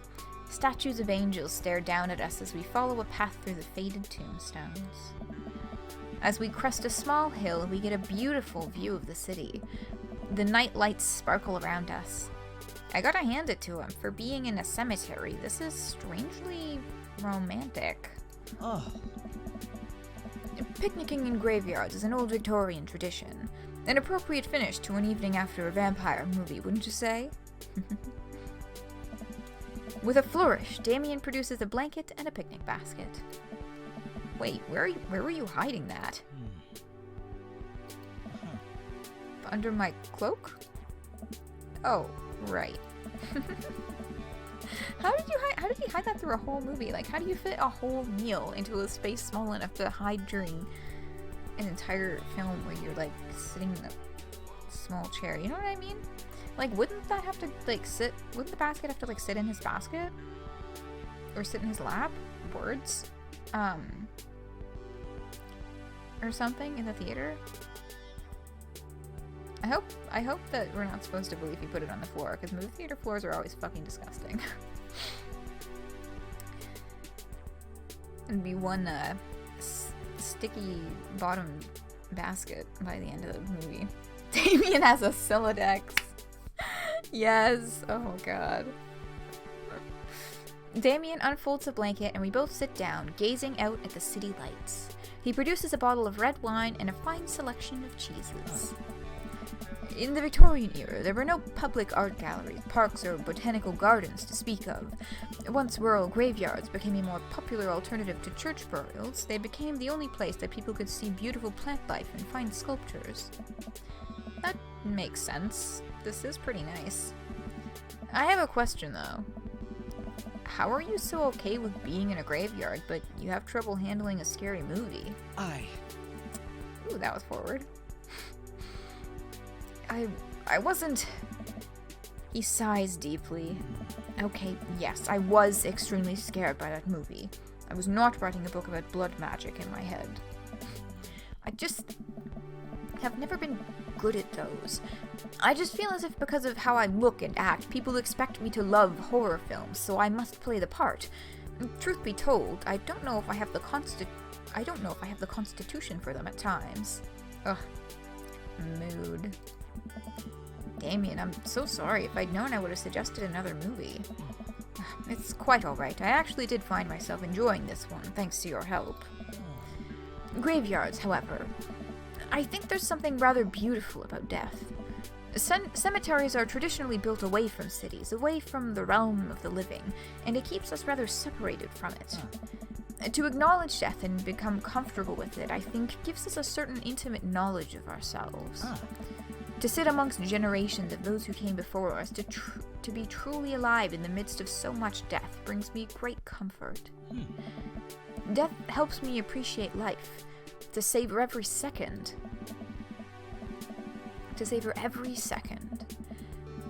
We sit and enjoy our food and wine. I don't feel scared anymore. Never thought I'd be comfortable sitting alone in a graveyard at night, but I actually feel very peaceful. Suddenly, it doesn't seem like we're alone. Oh, great. Off in the distance, I see a shadowy figure in the trees. What is that? I'm not sure.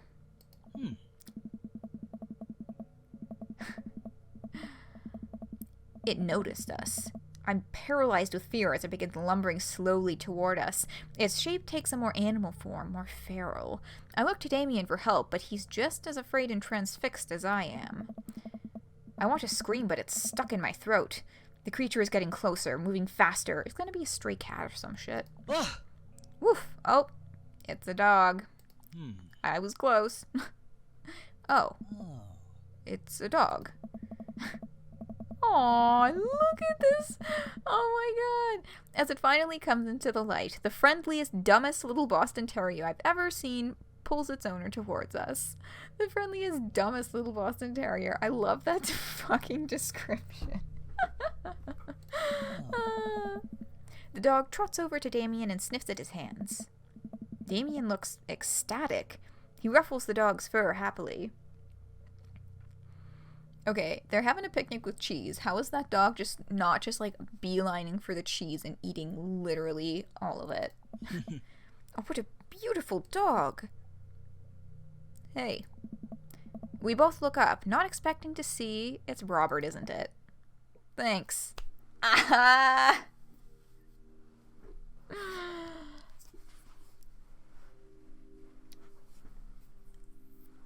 This was it? Ah, shit. There was that one, a really awkward dinner with Robert where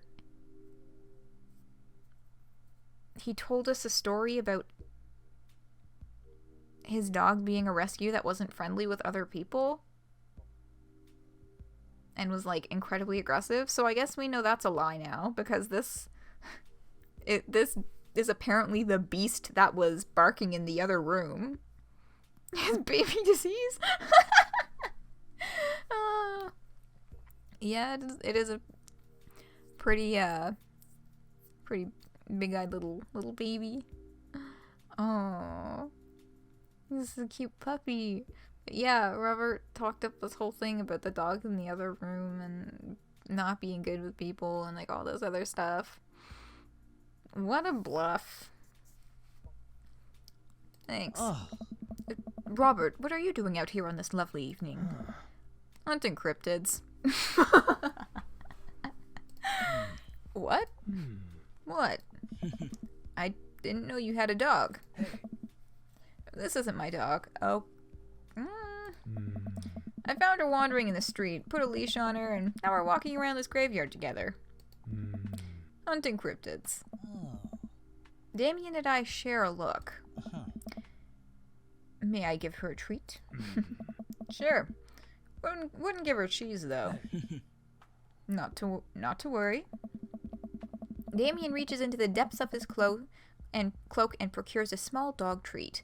What else is he keeping in there? Yeah, why the fuck does he just magically have dog treats at this one coincidental opportune moment? The dog laps up the treat and crunches away, tail wagging furiously. Damien continues to smooth down her fur. Thanks. Hey. My absolute pleasure. Damien shakes the dog's paw.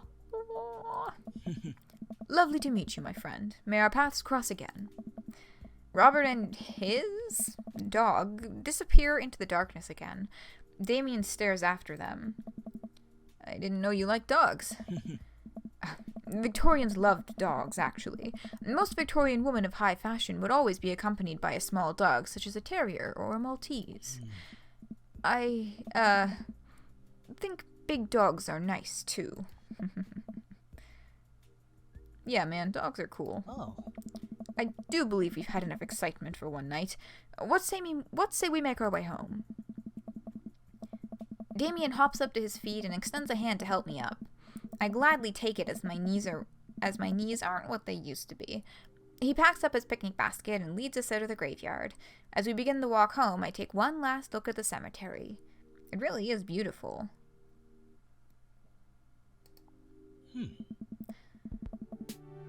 Did Stream bite it right at the fucking end?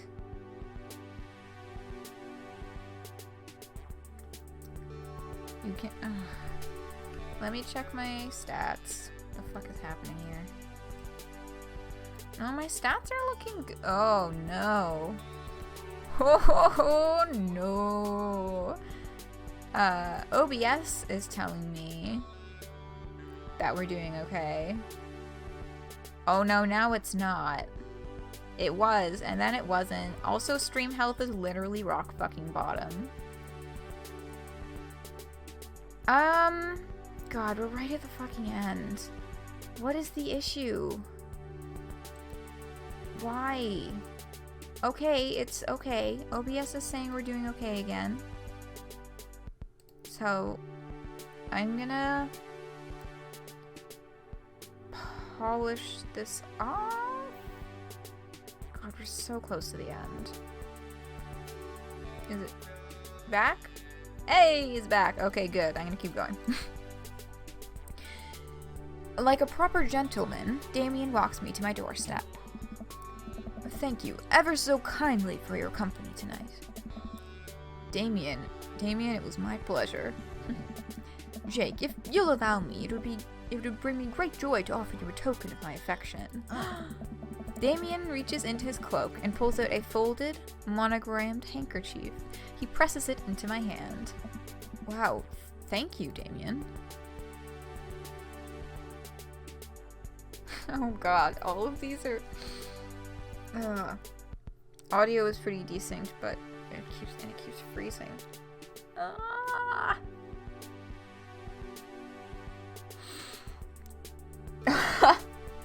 Yeah, it was stream going just long enough for you to see this gay shit, which I'm living for.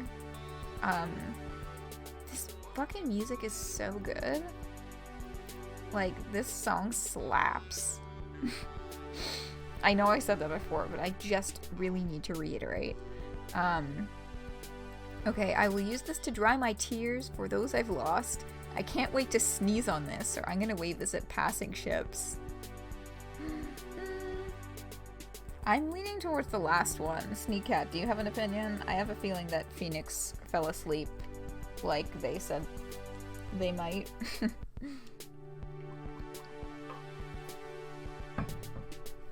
Which kind of sucks, because I know they were really excited about this one. But it'll be on YouTube within a few days. You do not have an opinion. Okay. I'm gonna wave this at passing ships. Yay! Hearts. I approve. Damien shuffles his feet. I just want to say that it's rare to find someone like you. Someone who's open to my eccentricities. It's nice to feel so accepted. Thank you. Aww. Damien gives my hand a quick squeeze. Ah! Damien blushes and hastily retracts his hand. I must take my leave. Good night. Before I can say anything else, he's gone. Huh. I unlock the door and step inside. Like a whirlwind, Amanda runs from the window and plops down on the couch, trying to look nonchalant. Hey, Dad! What's up? Were you watching me from the window? You might have to go with Damien. I know. I mean, granted, we still have 5 other second dates to do, but I've definitely enjoyed Damien's... all of the interactions with Damien, actually, including the shorter, like, in-between ones. The most out of all the dads. Except I really wish that he would stop harassing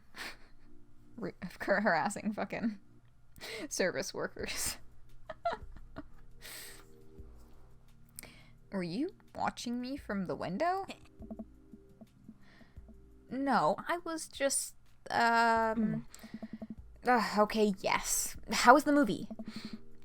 Lots of vampire titties. Yeah. Told you.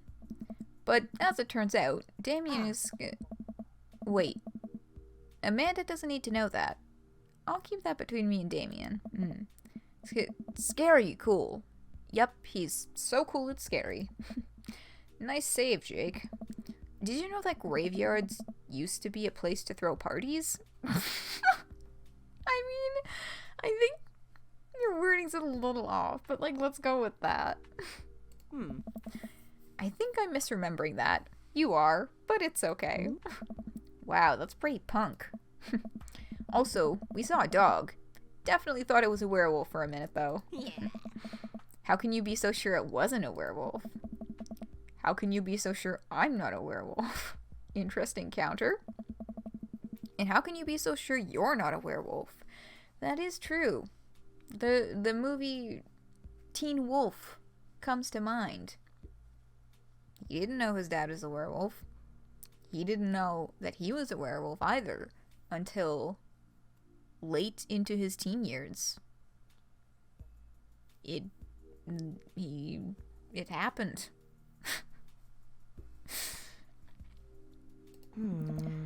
Amanda's eyes narrow. I don't trust you. Nor I you. We make intense, wary eye contact for a second. Anyway, I'm calling it for the night. Don't stay up too late, will ya? I'll try not to howl at the moon past midnight. Okay. How'd it go? What's our letter rating?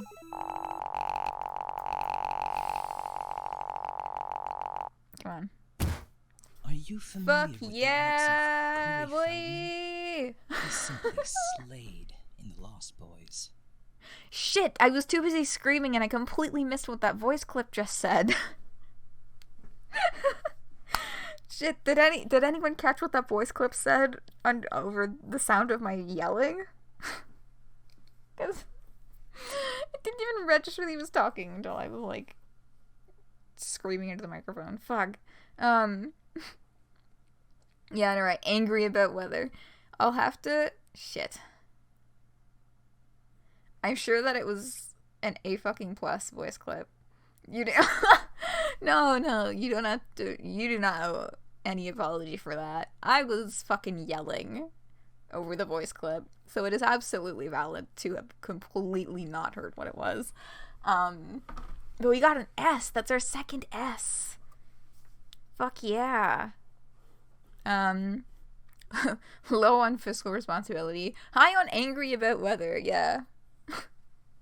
Low Fang, Victorian, vampire, very low on vampire. And dog. And once again, there's dad points and daddy points. And I still don't know what either of those numbers mean. Like, is it possible to get, like, a 0? Because these are all just, like, very big nonsense numbers to me right now.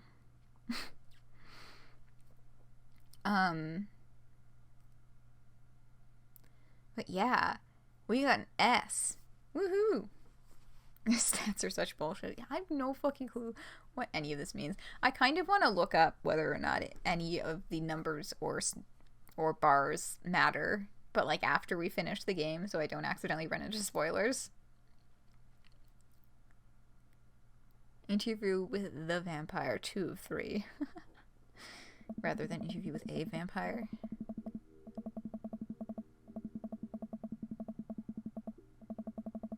Okay, so it's giving us more where we're being thrown directly into the scene. This is 2 in a row now where it's just like immediately we've been thrown into a cutscene type thing rather than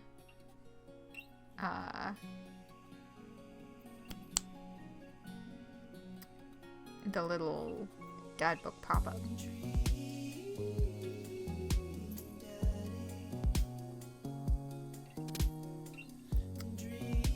Dog should be 100%. It should be 100%.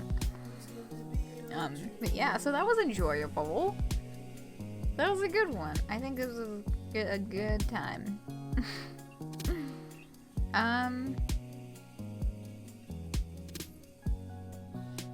Yeah, cool. All right.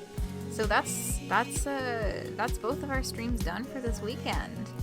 And next weekend we will start off with Dave Strider. Oh, I'm so excited for Dave's Pesterquest. Oh my god. Okay. 10 out of 10 for oh my god, they're so gay. Yeah, that was like a lot of the other routes tend to be kind of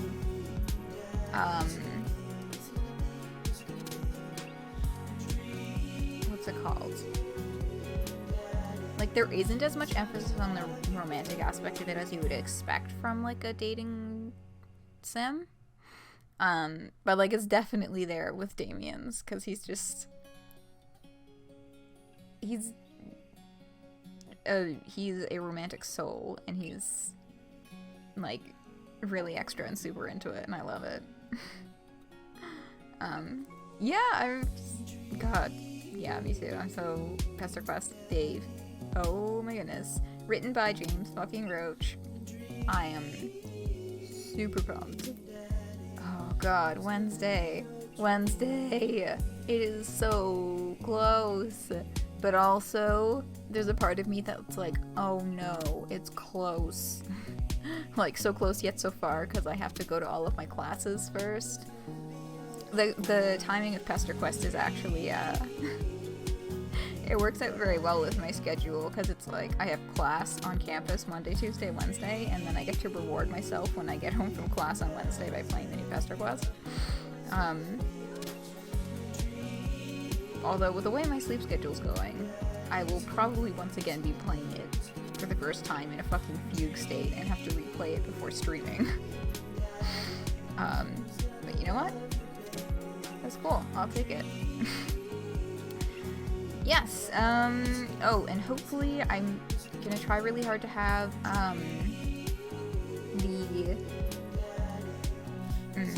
what's it called?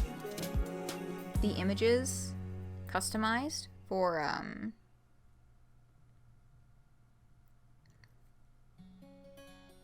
what's it called? Fuck. For the subscriber emojis and icons and stuff for next weekend. I am gonna try and get my shit together on that. So we'll see. We'll see how that goes down. Alrighty. Thanks so much for hanging out. I hope that y'all had a lovely time. I certainly had a lot of fun with this one this evening.